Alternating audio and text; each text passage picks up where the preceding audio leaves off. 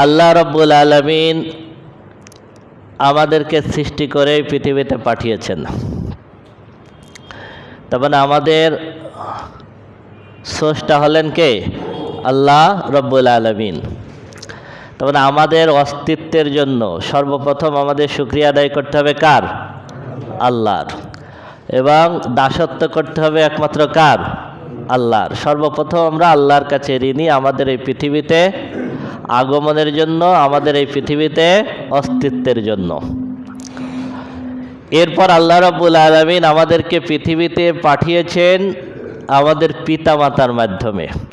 পিতামাতার মাধ্যমে আল্লাহ রাব্বুল আলামিন আমাদেরকে পৃথিবীতে পাঠিয়েছেন। এই জন্য আল্লাহ রাব্বুল আলামিন পিতামাতার প্রতি ইহসান এটা নির্দেশ দিয়েছেন। আল্লাহ বলেছেন প্রথমে আমার ইবাদত করবে, দাসত্ব করবে, তারপরে পিতা মাতার সাথে সৎ আচরণ করবে, নেক আচরণ করবে। যে আয়াত আমি তেলাওয়াত করেছি সূরা বানী ইসরাঈল, আল্লাহ রাব্বুল আলামিন বলতেছেন ওয়াকাদা রাব্বুকা আল্লা তা'বুদু ইল্লা ইয়াহু ওয়া বিল ওয়ালিদাইনি ইহসানা। যে আপনার রব আপনাকে নির্দেশ দিচ্ছেন যে একমাত্র আল্লাহ ছাড়া আর কারোর দাসত্ব করবে না। ইবাদত হবে কার? একমাত্র আল্লাহর, একমাত্র আল্লাহর। এরপর আল্লাহ রাব্বুল আলামিন বলতেছেন ওয়া বিল ওয়ালিদাইনি ইহসানা। এরপরে পিতামাতার সাথে সৎ আচরণ করবে, উত্তম আচরণ করবে। উত্তম আচরণের ব্যাখ্যাটা আল্লাহ রাব্বুল আলামিন এরপরে বিস্তারিত উল্লেখ করেছেন। ইম্মা ইয়াবলুগান্না ইনদাকাল কিবারা আহাদুহুমা আও কিলাহুমা ফালা তাকুল লাহুমা উফফিউ। আল্লাহ বলতেছেন যদি পিতামাতা দুইজন অথবা দুইজনের একজন তোমার সামনে বৃদ্ধ অবস্থায় উপনীত হয়ে যায়, তার মানে তোমার সামনে বৃদ্ধ অবস্থায় তুমি যদি পিতামাতা দুইজন অথবা দুইজনের একজনকে পাও, ফালা তাকুল লাহুমা উফফিউ, তাহলে তাদের কোনো আচরণে উহ শব্দ পর্যন্ত করবে না। মানুষ যখন একটু বৃদ্ধ হয়ে যায় তখন তাদের আচরণ অনেকটা শিশুদের মতো হয়ে যায়, তাই না?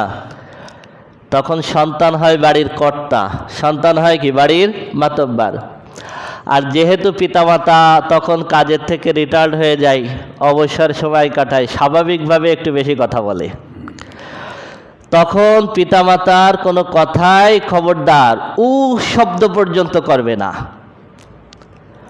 তার মানে আমি সবসময় বলি যে এখানে মূলত সব কথাই বলা হয়ে গেছে,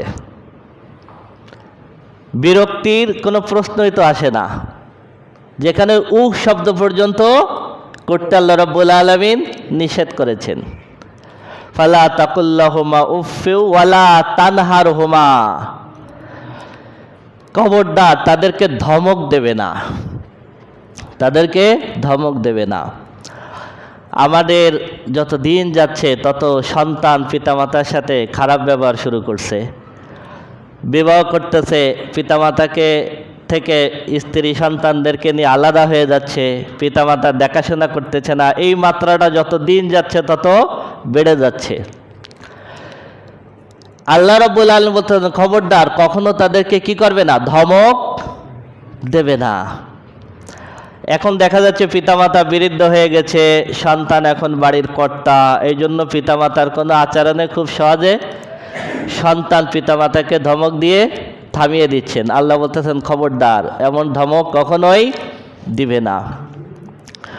আমি প্রায় একটা গল্প বলি, এই ঘটনাটা, এই আয়াতটা ব্যাখ্যা করতে গেলেই প্রায় বলি যে একজন ব্যক্তি তার সন্তানকে লেখাপড়া শিখিয়েছে, শিক্ষিত হয়ে গেছে, পিতা বৃদ্ধ হয়ে গেছে, এখন সন্তান হলো বাড়ির কর্তা, পিতা বৃদ্ধ হয়ে গেছে। এমন অবস্থায় একদিন বাড়ির উঠানে বা আঙ্গিনায় সন্তান আর পিতা দুইজন বসা আছে। এমন সময় আঙ্গিনায় গাছে একটা কাক এসে বসলো। বসলে বৃদ্ধ পিতা সন্তানকে জিজ্ঞেস করতেছে, বাবা ওই গাছে ওটা কি? তখন সন্তান বলতেছে, বাবা ওটা কাক।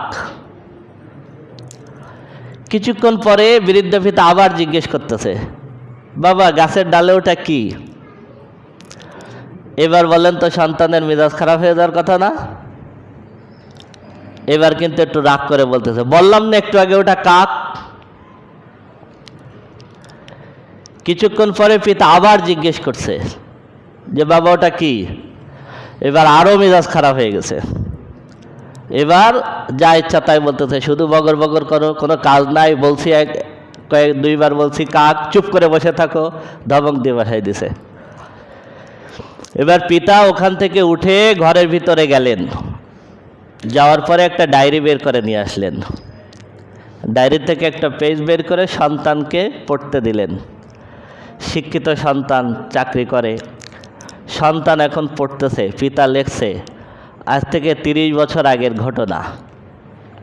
পিতা ডায়েরিতে লিখে রাখছে যে আজ আমি আমার সন্তানকে, ছোট্ট সন্তানকে নিয়ে আঙ্গিনায় বসাছিলাম, এমন সময় গাছের ডালে একটা কাক আসলো। আমার সন্তান আমাকে জিজ্ঞেস করলো, বাবা ওটা কি? আমি বললাম কাক। আবার জিজ্ঞেস করলো, বাবা ওটা কি? আমি বললাম কাক। এইভাবে একবার দুইবার নয়, সন্তান 25 বার আমাকে জিজ্ঞাসা করেছে, আর 25 বার আমি অত্যন্ত আনন্দ চিত্তে সন্তানের প্রশ্নের উত্তর দিয়েছি। সুবহানাল্লাহ। এইটা হলো পিতার সন্তানের পার্থক্য।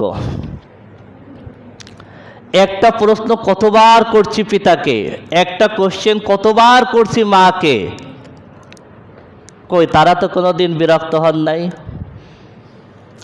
আর আজকে একটা কথা বৃদ্ধ বয়সে সন্তানকে 2 বার জিজ্ঞেস করলে সন্তান কি রেগে যাচ্ছে। কত অসংখ্য প্রশ্ন আমরা করেছি।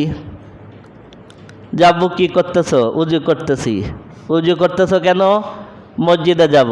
মসজিদে যাবা কেন? নামাজ পড়তে যাব। নামাজ পড়বা কেন? এই কেনর কোনো শেষ আছে? কেনর কোনো শেষ আছে? যতগুলো উত্তর দিবেন ততগুলো কেন। কখনো পিতা কি বিরক্ত হয়? মাকে এরম যতবার কেন আর যতবার কি প্রশ্ন করে, কখনো কি মা বিরক্ত হয়? এই সন্তান যখন বড় হচ্ছে, এইবার পিতা যখন কেন আর কি কোশ্চেন করতেছে, তখন সন্তান রেগে যাচ্ছে। আল্লাহ বলতেছে, আল্লাহ তানহার হুমা, খবরদার পিতামাতাকে ধমক দেবে না।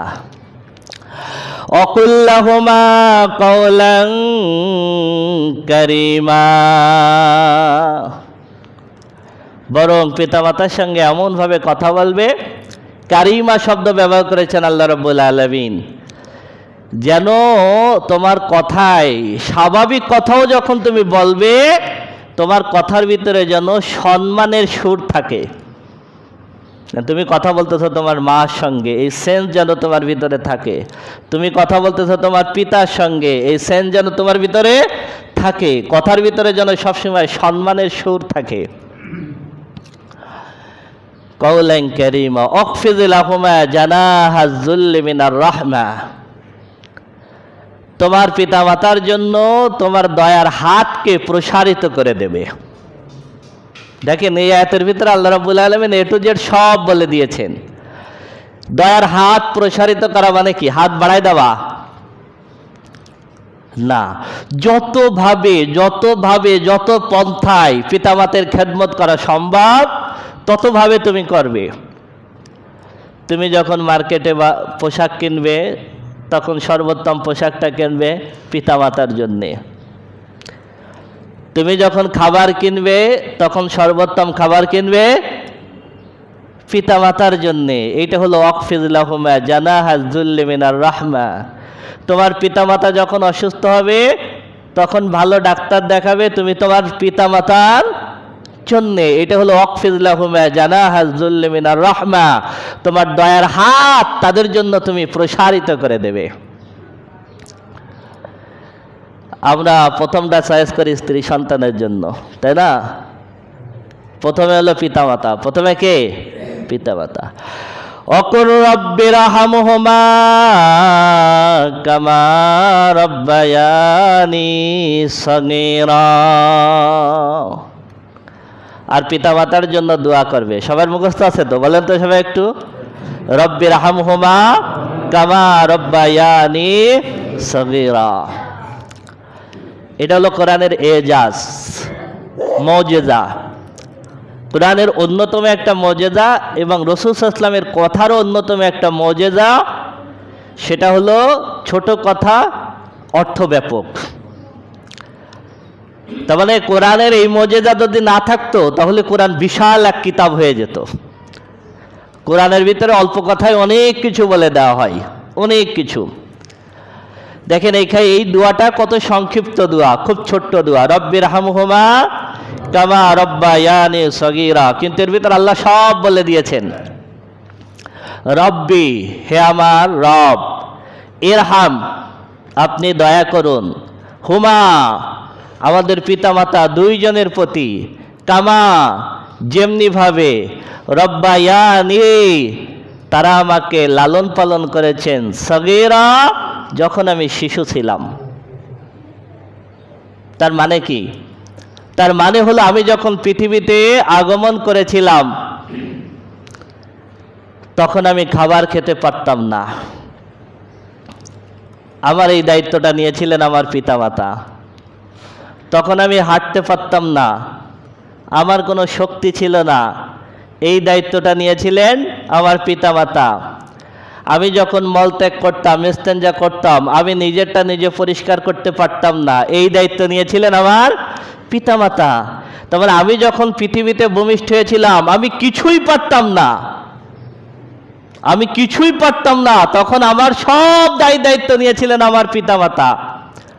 তা আমার শিশু অবস্থায় আমি যখন কিছুই পারতাম না তখন আমার পিতামাতা যেভাবে আমার দায়িত্ব নিয়ে আমার প্রতি রহম করেছিলেন, আল্লাহ আমার পিতামাতাকে তোমার উপরে সুপর্দ করতেছি, আমার পিতামাতার দায়িত্ব তুমি ওইভাবে নিয়ে নাও। সুবহানাল্লাহ।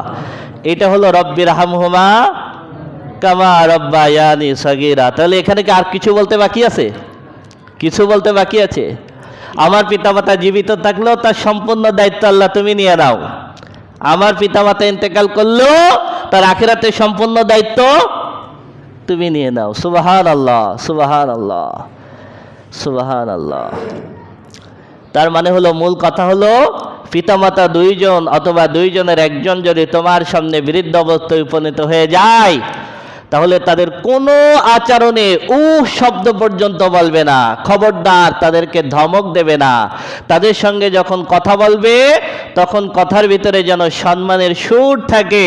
তাদের জন্য তোমার দয়ার হাতকে প্রসারিত করে দাও আর তাদের জন্য তোমার রবের কাছে দোয়া করো, রব্বির হামহুমা কামা রব্বায়ানি সগীরা।